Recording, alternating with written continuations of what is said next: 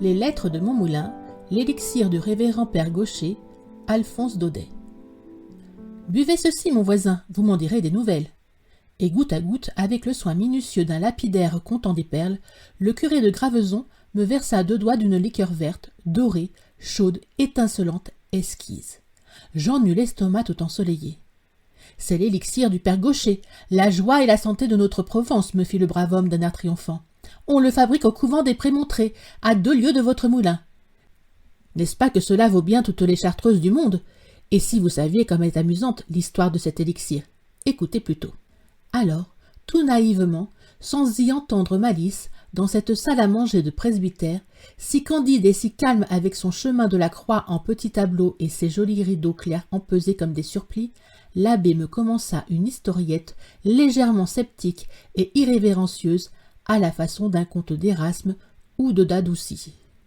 Il y a 20 ans, les Prémontrés, ou plutôt les pères blancs, comme les appellent nos Provençaux, étaient tombés dans une grande misère. Si vous aviez vu leur maison de ce temps-là, elle vous aurait fait peine. Le grand mur, la tour Pacôme, s'en allait en morceaux. Tout autour du cloître rempli d'herbe, les colonnettes se fendaient, les saints de pierre croulaient dans leurs niches. Pas un vitrail debout, pas une porte qui tint. Dans les préaux, dans les chapelles, le vent du Rhône soufflait comme en Camargue, éteignant les cierges, cassant le plomb des vitrages, chassant l'eau des bénitiers. Mais le plus triste de tout, c'était le clocher du couvent silencieux comme un pigeonnier vide, et les pères, faute d'argent pour s'acheter une cloche, obligés de sonner matine avec des cliquettes de bois d'amandier. Pauvres pères blancs, je les vois encore à la procession de la Fête-Dieu, défilant tristement dans leurs capes rapiécées, pâles, maigres, nourris de citres et de pastèques, et derrière eux, monseigneur l'abbé, qui venait la tête basse, tout honteux de montrer au soleil sa crosse dédorée et sa mitre de laine blanche mangée des vers. Les dames de la confrérie en pleuraient de pitié dans les rangs, et les gros porte-bannières ricanaient entre eux tout bas en se montrant les pauvres moines. Les étourneaux vont maigres quand ils vont en troupe. Le fait est que les infortunés pères blancs en étaient arrivés eux-mêmes à se demander s'ils ne feraient pas mieux de prendre leur vol à travers le monde et de chercher pâture chacun de son côté.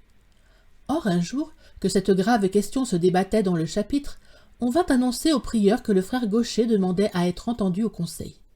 Vous saurez, pour votre gouverne, que ce frère Gaucher était le bouvier du couvent, c'est-à-dire qu'il passait ses journées à rouler d'arcade en arcade dans le cloître, en poussant devant lui 2 vaches étiques qui cherchaient l'herbe aux fentes des pavés. Nourri jusqu'à 12 ans par une vieille folle du pays des Baux, qu'on appelait tante Bégon, recueilli depuis chez les moines, le malheureux bouvier n'avait jamais pu rien apprendre qu'à conduire ses bêtes et à réciter son paternoster. Encore le disait-il en provençal, car il avait la cervelle dure et l'esprit comme une dague de plomb. Fervent chrétien du reste, quoiqu'un peu visionnaire, à l'aise sous le cilice et se donnant la discipline avec une conviction robuste, et des bras. Quand on le vit entrer dans la salle du chapitre, simple et balourd, saluant l'assemblée la jambe en arrière, prieur, chanoine, argentier, tout le monde se mit à rire. C'était toujours l'effet que produisait, quand elle arrivait quelque part, cette bonne farce grisonnante avec sa barbe de chèvre et ses yeux un peu fous. Aussi le frère Gaucher ne s'en émut pas. « Mais révérend, fit-il d'un ton bonasse, en tortillant son chapelet de noyaux d'olive, on a bien raison de dire que ce sont les tonneaux vides qui chantent le mieux. Figurez-vous qu'à force de creuser ma pauvre tête déjà si creuse, je crois que j'ai trouvé le moyen de nous tirer tous de peine. Voici comment. Vous savez bien, tante Bégon, cette brave femme qui me gardait quand j'étais petit. Dieu ait son âme, la vieille coquine. Elle chantait de bien vilaines chansons après boire. Je vous dirai donc, mes révérends pères, que tante Bégon de son vivant se connaissait aux herbes de montagne autant et mieux qu'un vieux merle de Corse. Voire, elle avait composé sur la fin de ses jours un élixir incomparable en mélangeant 5 ou 6 espèces de simples que nous allions cueillir ensemble dans les Alpilles. Il y a belles années de cela, mais je pense qu'avec l'aide de saint Augustin et la permission de notre père abbé, je pourrais, en cherchant bien, retrouver la composition de ce mystérieux élixir. Nous n'aurions plus alors qu'à le mettre en bouteille et à le vendre un peu cher, ce qui permettrait à la communauté de s'enrichir doucettement, comme ont fait nos frères de la Trappe et de la Grande. Il n'eut pas le temps de finir. Le prieur s'était levé pour lui sauter au cou, les chanoines lui prenaient les mains, l'argentier, encore plus ému que tous les autres, lui baisait avec respect le bord tout effrangé de sa cucule. Puis chacun revint à sa chaire pour délibérer, Et séance tenante, le chapitre décida qu'on confierait les vaches au frère Thrasybule pour que le frère Gaucher puisse se donner tout entier à la confection de son élixir. Comment le bon frère parvint-il à retrouver la recette de tante Bégon? Au prix de quels efforts? Au prix de quelle veille? L'histoire ne le dit pas.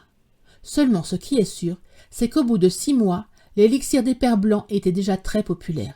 Dans tout le comtat, dans tout le pays d'Arles, pas un mât, pas une grange qui n'eût au fond de sa dépense, entre les bouteilles de vin cuit et les jarres d'olive à la picholine, un petit flacon de terre brune cacheté aux armes de Provence, avec un moine en extase sur une étiquette d'argent.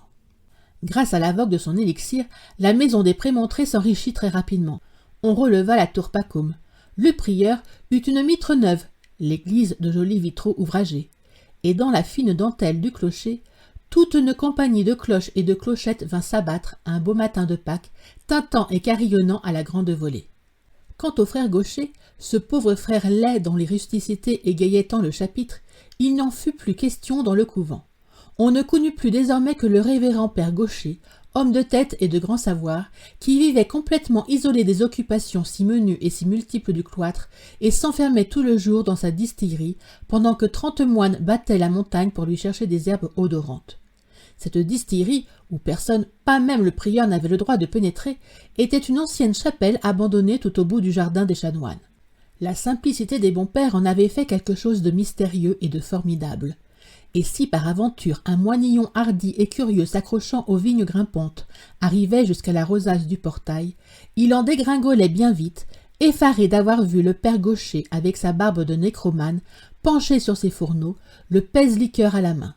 Puis tout autour, des cornues de grès rose, des alambics gigantesques, des serpentins de cristal, tout un encombrement bizarre qui flamboyait ensorcelé dans la lueur rouge des vitraux. Au jour tombant, quand sonnait le dernier Angélus, la porte de ce lieu de mystère s'ouvrait discrètement, et le révérend se rendait à l'église pour l'office du soir. Il fallait voir quel accueil quand il traversait le monastère. Les frères faisaient la haie sur son passage. On disait « Chut, il a le secret !» L'argentier le suivait et lui parlait la tête basse. Au milieu de ces adulations, le père s'en allait en s'épongeant le front, son tricorne au large bord posé en arrière comme une auréole, regardant autour de lui d'un air de complaisance les grandes cours plantées d'orangers, les toits bleus où tournaient des girouettes neuves, et dans le cloître éclatant de blancheur, entre les colonnettes élégantes et fleuries, les chanoines habillés de frais qui défilaient 2 par 2 avec des mines reposées. « C'est à moi qu'ils doivent tout cela, se disait le révérend lui-même. Et chaque fois cette pensée lui faisait monter des bouffées d'orgueil. Le pauvre homme en fut bien puni, vous allez voir. Figurez-vous qu'un soir, pendant l'office, il arriva à l'église dans une agitation extraordinaire. Rouge, essoufflé, le capuchon de travers, et si troublé qu'en prenant de l'eau bénite, il y trempa ses manches jusqu'au coude. On crut d'abord que c'était l'émotion d'arriver en retard, mais quand on le vit faire de grandes révérences à l'orgue et aux tribunes, au lieu de saluer le maître-autel, traverser l'église en coup de vent, errer dans le chœur pendant 5 minutes pour chercher sa stalle, puis, une fois assis, s'incliner de droite et de gauche en souriant d'un air béat, un murmure d'étonnement courut dans les 3 nefs. On chuchotait de bréviaire à bréviaire. « Qu'a donc notre père Gaucher? Qu'a donc notre père Gaucher ?» Par 2 fois le prieur, impatienté, fit tomber sa crosse sur les dalles pour commander le silence. Là-bas, au fond du chœur, les psaumes allaient toujours, mais les réponses manquaient d'entrain. Tout à coup, au beau milieu de l'Ave Verum, voilà mon père Gaucher qui se renverse dans sa stalle et entonne d'une voix éclatante « Dans Paris, il y a un père blanc, patatin, patatan, tarabin, taraban !» Consternation générale. Tout le monde se lève, on crie « Emportez-le, il est possédé !» Les chanoines se signent. La crosse du monseigneur se démène, mais le père Gaucher ne voit rien, n'écoute rien, et 2 moines vigoureux sont obligés de l'entraîner par la petite porte du chœur, se débattant comme un exorcisé et continuant de plus belle ses patatins et ses tarabans. Le lendemain, au petit jour, le malheureux était à genoux dans l'oratoire du prieur et faisait sa coulpée avec un ruisseau de larmes. « C'est l'élixir, monseigneur, c'est l'élixir qui m'a surpris, » disait-il en se frappant la poitrine. Et de le voir si marri, si repentant, le bon prieur en était tout ému lui-même. « Allons, allons, père Gaucher, calmez-vous, tout cela séchera comme la rosée au soleil. Après tout, le scandale n'a pas été aussi grand que vous pensez. Il y a bien eu la chanson qui était un peu... Enfin, il faut espérer que les novices ne l'auront pas entendue. À présent, Voyons, dites-moi bien comment la chose vous est arrivée. C'est en essayant l'élixir, n'est-ce pas? Vous aurez eu la main trop lourde. Oui, je comprends. C'est comme le frère Schwartz, l'inventeur de la poudre. Vous avez été victime de votre invention. Et dites-moi, mon brave ami, est-il bien nécessaire que vous l'essayiez sur vous-même, ce terrible élixir? Malheureusement, oui, monseigneur. L'éprouvette me donne bien la force et le degré de l'alcool, mais pour le fini, le velouté, je ne me fie guère qu'à ma langue. Ah, très bien, mais écoutez encore un peu que je vous dise. Quand vous goûtez ainsi l'élixir par nécessité, est-ce que cela vous semble bon? Y prenez-vous du plaisir? Hélas, oui, monseigneur, fit le malheureux père en devenant tout rouge. Voilà 2 soirs que je lui trouve un bouquet, un arôme. C'est pour sûr le démon qui m'a joué ce vilain tour. Aussi je suis bien décidé désormais à ne plus me servir que de l'éprouvette. Tant pis si la liqueur n'est pas assez fine, si elle ne fait pas assez la perle. Gardez-vous-en bien, interrompit le prieur avec vivacité. Il ne faut pas s'exposer à mécontenter la clientèle. Tout ce que vous avez à faire maintenant que vous voilà prévenu, c'est de vous tenir sur vos gardes. Voyons, qu'est-ce qu'il vous faut pour vous rendre compte? 15 ou 20 gouttes, n'est-ce pas? Mettons 20 gouttes. Le diable sera bien fin s'il vous attrape avec 20 gouttes. D'ailleurs, pour prévenir tout accident, je vous dispense dorénavant de venir à l'église. Vous direz l'office du soir dans la distillerie. Et maintenant, allez en paix, mon révérend, et surtout, comptez bien vos gouttes.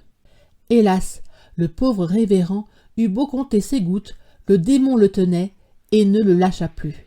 C'est la distillerie qui entendit de singuliers offices. Le jour encore tout allait bien. Le père était assez calme.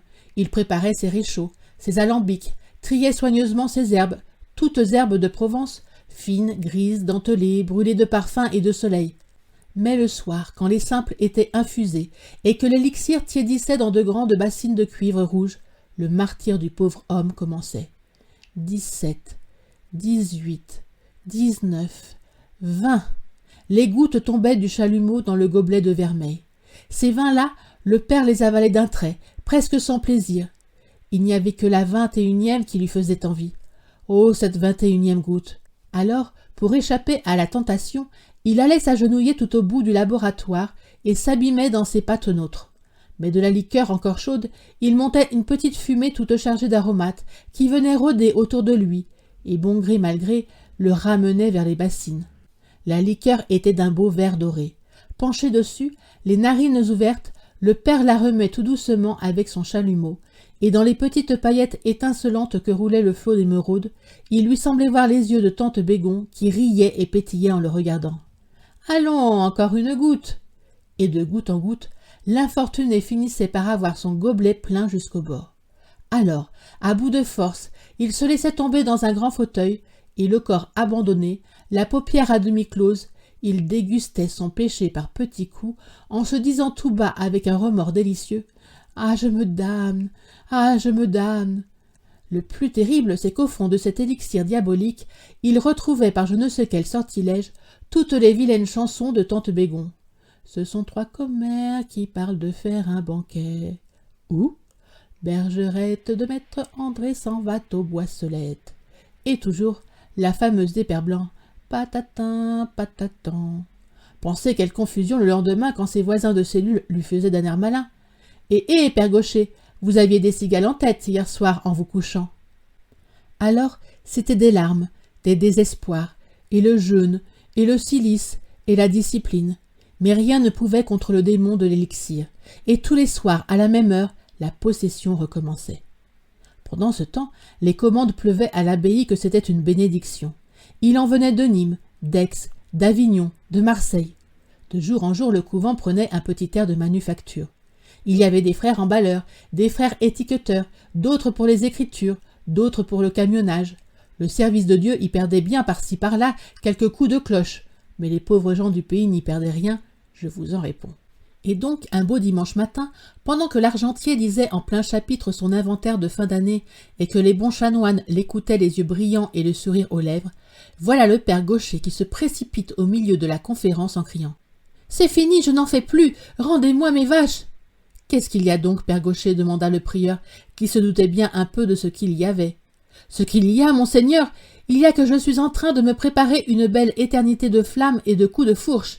Il y a que je bois comme un misérable. » « Mais je vous avais dit de compter vos gouttes. » Eh bien oui, comptez mes gouttes. C'est par gobelet qu'il faudrait compter maintenant. Oui, mes révérends, j'en suis là. 3 fioles par soirée. Vous comprenez bien que cela ne peut pas durer. Aussi faites faire l'élixir par qui vous voudrez. Que le feu de Dieu me brûle si je m'en mêle encore. C'est le chapitre qui ne riait plus. Mais malheureux, vous nous ruinez, criait l'argentier en agitant son grand livre. Préférez-vous que je me damne? Pour lors le prieur se leva. Mais révérend, dit-il en étendant sa belle main blanche où luisait l'anneau pastoral, il y a moyen de tout arranger. C'est le soir, n'est-ce pas, mon cher fils, que le démon vous tente? Oui, monsieur le prieur, régulièrement tous les soirs.